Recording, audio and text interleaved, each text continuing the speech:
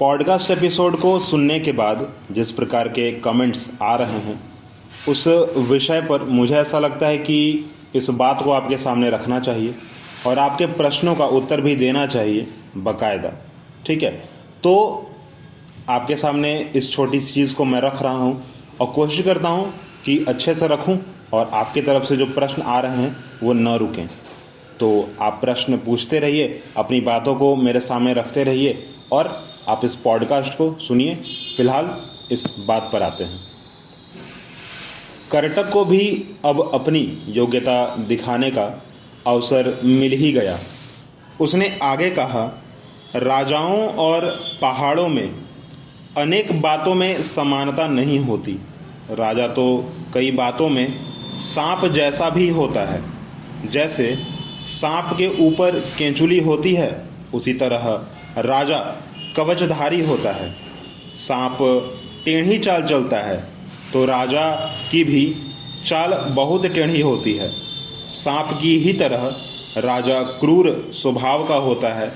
सांप और राजा दोनों को मंत्र से ही साधा जा सकता है, शक्ति से नहीं। सांप तो दो जिह्वा वाले होते हैं, राजा की भी दो जबान होती है। सांप दूसरों की बनाई हुई मांद में घुस जाता है और इस अर्थ में परछिद्रान्वेषी कहा जाएगा, और राजा दूसरों के दोष और दुर्बलता की टोह में रहता है और इस दृष्टि से वह भी परछिद्रान्वेषी ही होता है। जिस व्यक्ति से राजा का तनिक भी अपकार हो गया वह उसके क्रोध की आग में पड़कर पतंगों की तरह भस्म हो जाता है।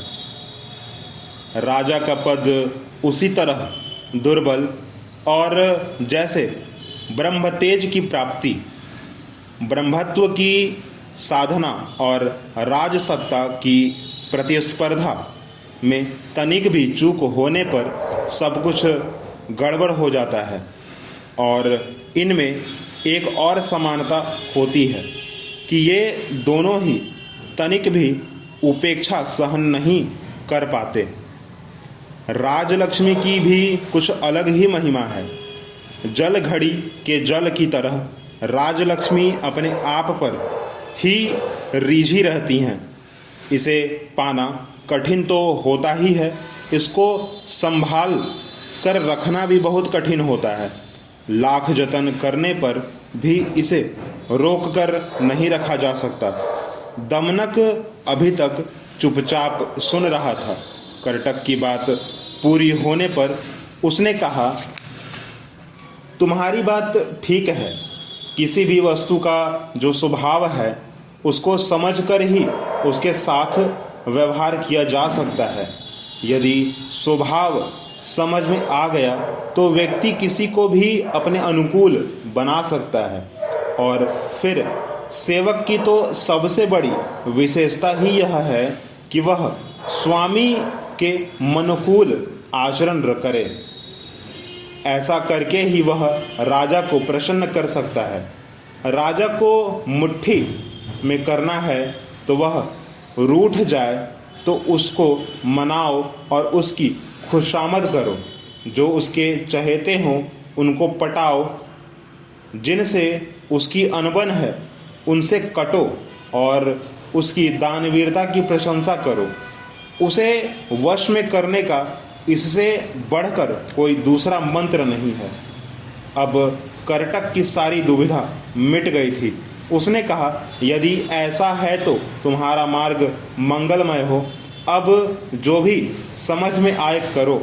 मेरी एक ही बात गांठ बांध कर रखना, राजा के यहाँ पहुँचकर कभी असावधान मत रहना, क्योंकि तुम्हारे भले बुरे पर ही मेरा भविष्य भी टिका हुआ है। इस बात को मैंने आपके सामने रखा। आपसे जानना चाहता हूँ कि आपने इस बात से क्या सीखा।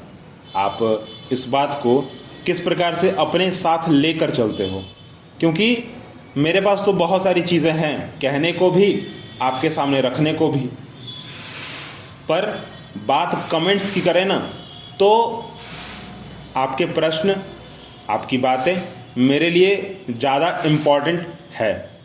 तो आप ज़रूर है कि अपनी बात को मेरे साथ रखें और अपने प्रश्नों को भी मेरे साथ रखें। फ़िलहाल के लिए इस पॉडकास्ट को यहीं पे रोकते हैं। अगली बात हम अगले पॉडकास्ट में करेंगे।